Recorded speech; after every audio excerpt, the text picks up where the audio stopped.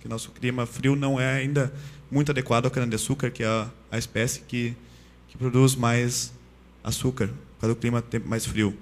Mas então houve um histórico de desenvolver uma tecnologia aonde o Estado criou o programa Pró-Álcool e investiu fortemente, investiu em paralelo, investiu em todos os setores necessários para a consolidação tecnológica.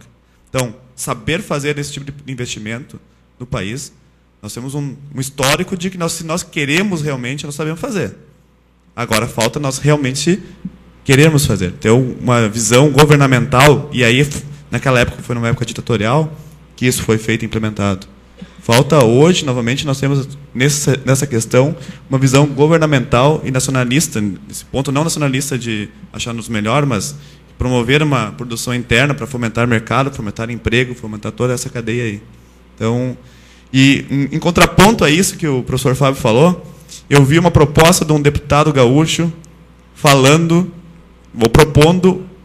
imposto zero para importação de geradores eólicos. Ou seja, quer importar o parque eólico inteiro para instalar aqui. E que vai totalmente na contramão daquilo que nós estamos discutindo aqui, ou estamos conversando com um projeto de desenvolvimento de tecnologia. Vou levar lá para o Yaris, que é a pergunta, no caminho. Outro exemplo disso é a Embrapa, que hoje quase 90% de todas as patentes na área rural, essa coisa é da Embrapa, que foi um investimento pesado do governo para poder consolidar hoje que a gente tem o superávit primário, que depende muito da agricultura e pecuária, que vem desse setor também. Ou quando o governo quer, a gente consegue. Mas tem que ter uma política, alguém tem que mostrar isso para eles. Obrigado. Yalis, da UDESC Joinville. Eu só queria fazer um comentário baseado no comentário do professor Hennes e também do Fábio, em relação ao custo, né?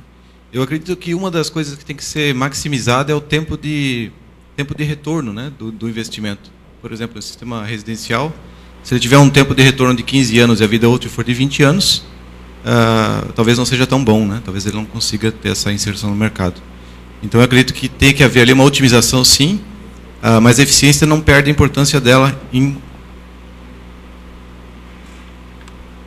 detrimento do custo, né? Porque 1% de aumento na eficiência representa 1% a mais de energia e 1% a mais de dinheiro, né, em reais. Então, eu acho que tem que maximizar o tempo de retorno do investimento. A outra colocação, e uma pergunta também para o Marcelo Cavalcante, relacionada à rede, essas redes criadas pelo Ministério, né? Eu tive uma experiência na área de célula combustível, que foi criada uma rede de célula combustível, há alguns anos, pelo MCT. Posteriormente, essa rede foi transferida para essa rede de pesquisadores e rede de investimento, né, para induzir a pesquisa. Essa rede foi transferida para o MME. E me parece que de lá ela não passou, ela morreu, né? Eu pergunto se essa rede criada na área de fotovoltaico, se ela está caminhando, né? Se ela foi articulada e ela está caminhando para alguma direção, ou se ela está completamente estagnada. Obrigado. Só para ilustrar, professor Yalis, a informação que eu tenho, os dados do modelo alemão, a taxa de retorno, o tempo de retorno é de 5 a 8 anos no fotovoltaico. Veja, a questão da rede, né, eu não estou, digamos assim, 100%, né, sabendo o que está acontecendo na rede de fotovoltaica, mas eu acho que tem uma tendência de dar certo justamente pelo que foi falado aqui anteriormente, que eu acho que tem várias empresas agora multinacionais querendo investir no Brasil em fotovoltaica. Então isso vai criar uma pressão forte, né, do governo, né, como aconteceu com a eólica, de certa forma, né, que o pessoal está querendo investir aqui no Brasil, né, porque a Europa não está...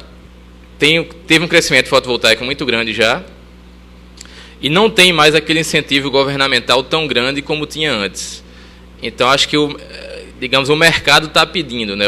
As empresas estão vindo para o Brasil para investir em fotovoltaica, isso vai criar uma pressão no governo forte para que a rede ande, né? Ligada ao Ministério. Agora, eu não sei detalhes, entendeu, da rede, como ela está funcionando. Mas eu sei que está tendo empresas, né, como eu coloquei aqui, né? Fiz uma pesquisa e vi várias empresas investindo, né? A ponto de ter 50 empresas interessadas no crescimento desse estudo de fotovoltaica no Brasil, né? E a CP Eletrônica, como eu falei, né, também aqui, né, e já tinha falado na apresentação deles antes, que não era uma empresa que investia nesse ramo, já investiu, já tem inversor fotovoltaico de 3 kW. Né? Então, acho que está tendo uma pressão grande do mercado e eu acredito que vai caminhar bem, acho. Tá? Mas é um palpite, eu não sei detalhes, não. Posso fazer o microfone fazer um comentário? Com relação às normas, em discussões que já teve, eu tive acesso, as normas estão praticamente prontas já na BIN, as normas, a BNT para a regulamentação do sistema fotovoltaico. Já tive acesso às normas em português já, para começar a fazer estudo em cima dessas normas, ou seja, em pouco tempo as normas vão ser implantadas, certo? Ou seja, esse grupo de discussão que envolve o MCT e a BIN estão trabalhando, as normas estão praticamente prontas, já redigidas, em fase de testes, com algumas universidades trabalhando em teste, testando as normas. Santa Maria está começando, a gente vai começar a testar 2 das normas, a gente está testando, para ver se ela está feita correta, se não vai ficar nenhum erro.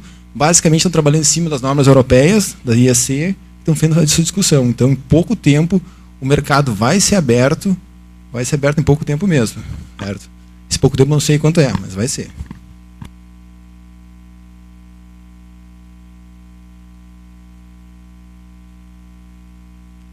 Perguntas?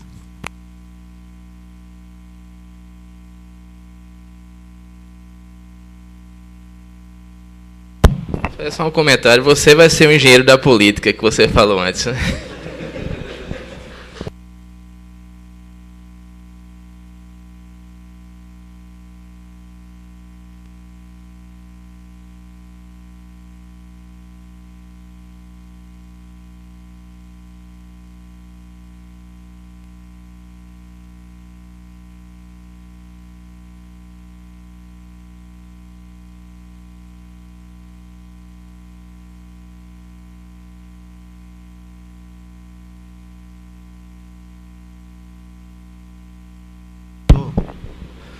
Tivemos aqui na web algumas perguntas do Pedro São Paulo, que faz um comentário: o que falta para popularizar a fonte de energia alternativa, eólica, solar, etc., é vontade política do Ministério de Minas e Energias e do MCT. O Nélio Goiânia, também, né, nesse aspecto, ele interroga: pode-se dizer que a falta para a popularização e o uso efetivo em larga escala da energia fotovoltaica no Brasil são políticas de incentivo?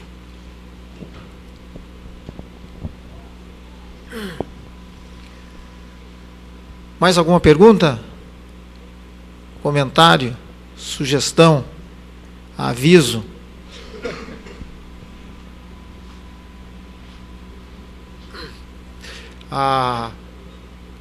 Fazer uma provocação aqui, eu sei que tem o pessoal da indústria. Eu acredito que eu posso falar em nome dos pesquisadores da academia. Para nós, quando chamados, nós se sentimos extremamente prestigiados pela indústria, pela sociedade, pelo governo. Para nós é uma grande satisfação. Eu acredito para toda a academia, todos os pesquisadores, quando chamado a participar de um processo de desenvolvimento, um processo de inovação, de transformação do conhecimento, é o nosso papel e nós somos chamados. A pergunta que eu faço para aqueles que estão mais próximos aqui, participando junto conosco do setor industrial, se a indústria também se sente assim e vê também oportunidade de lucros e de expansão das suas empresas, desenvolvendo tecnologias e participando de um mercado também na área de produção de sistemas ou partes de sistemas para a produção de energia solar. Produzir energia elétrica a partir da solar. Nós não produzimos energia solar, hein? Às vezes a gente fala assim, mas é energia elétrica a partir da energia solar. Un último comentario, para lo cual quisiera poner énfasis.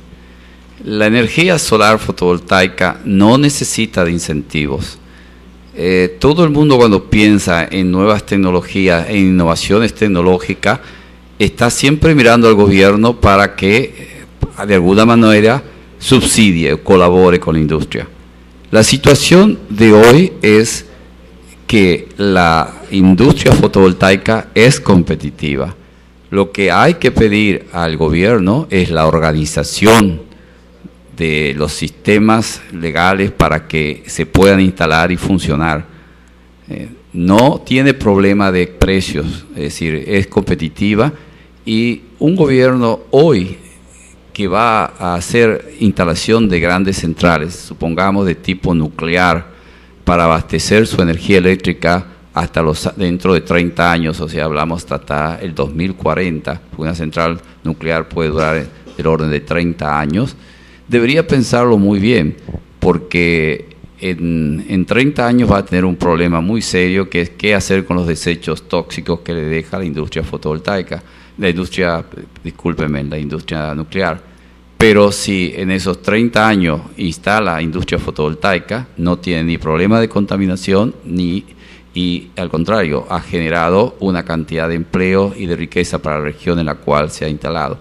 De manera que yo creo que hoy el gobierno debería reflexionar en este momento, cuando va a tomar una decisión de generar energía, cómo y con qué fuente. Y en ese sentido debería pensar muy seriamente en incorporar ya las energías renovables en su matriz energética. Pero les reitero, la fotovoltaica hoy necesita de organización, de reglamentación, pero no de incentivos. Y eso es algo muy importante que hay que transmitir a los políticos para que lo entiendan, que no le estamos pidiendo dinero, sino le estamos pidiendo que hagan su trabajo.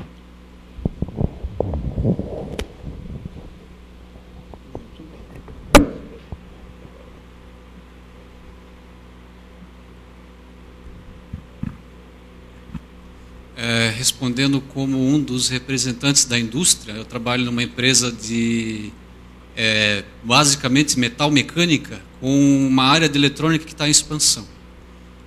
O nosso mercado é um mercado extremamente competitivo por baixo custo e alta eficiência. A Embraco, ela tem já uns 30 anos de parceria com a universidade. Então, sim, é um grande privilégio para a empresa, para o nosso tipo de empresa, trabalhar com a universidade. Vai além do privilégio, é uma necessidade básica para a sobrevivência do nosso tipo de indústria. Nem tanto para aumentar faturamento, mas sim para você continuar existindo. E quando eu fiz aquela pergunta sobre o mercado de fotovoltaico, né, como a eletrônica tem, como vai ser o futuro das inovações, pensando na eletrônica, ok, seja uma indústria, seja Embraco, qualquer indústria que vai entrar, uma indústria brasileira que vai entrar nesse ramo, como ela vai conseguir criar diferenciação frente aos outros que já estão bem mais adiantados que a gente? Porque eu imagino que para esse mercado de fotovoltaica seja muito parecido com o nosso. Tem que ser uma coisa eficiente, barata, robusta, e que tem uma competitividade muito alta. Então, eu imagino que, da mesma forma que acontece no nosso caso, a indústria de fotovoltaica também vai ter que estar muito próxima à universidade, por uma questão de diferenciação, inovação e sobrevivência. Então, sim, é um privilégio para a nossa indústria estar junto com a universidade, com certeza. Eu imagino que para o pessoal de fotovoltaica isso vai ser uma necessidade básica, como é para a gente também.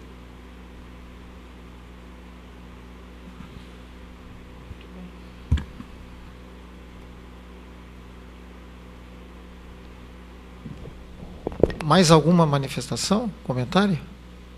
Acho que chegamos já ao término, né? O prazo nosso está, o horário findou. Bom, com isso então eu agradeço a presença de todos, em especial aqui a banca formada pelo professor Dr. Romão, o Dr.